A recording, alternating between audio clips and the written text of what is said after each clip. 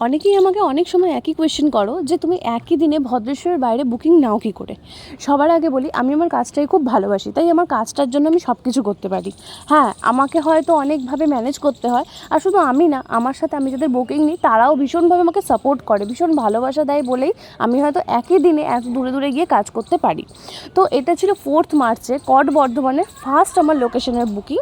সেই দিনকে আমি ওখানে পৌঁছে আর আমি আর একটা কথা বলে রাখি, আমার গ্রামের দিকে না কাজ করতে ভীষণ ভালো লাগে, কারণ সেখানকার মানুষগুলো এত ভালো হয়, এত সুন্দর বিহেভিয়ার হয় তাদের, যে আমার বারবার ভালো লাগে সেখানে কাজ করতে। তো যাই হোক, এটা আমার ফার্স্ট বুকিং গেল। তারপর আমি ওখানে কোনোরকমভাবে সাজিয়ে তাড়াতাড়ি করে রেডি করে একদম ডট টাইমে ছেড়ে আমি আমার ভদ্রেশ্বরের সেকেন্ড লোকেশনে চলে এসেছি। সেখানে সে ছিল ব্রাইডাল।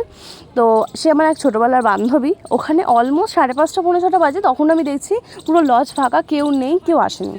তারপরে বেশ কিছুক্ষণ ওয়েট করার পরে আমার ব্রাইড এসে উপস্থিত হলো।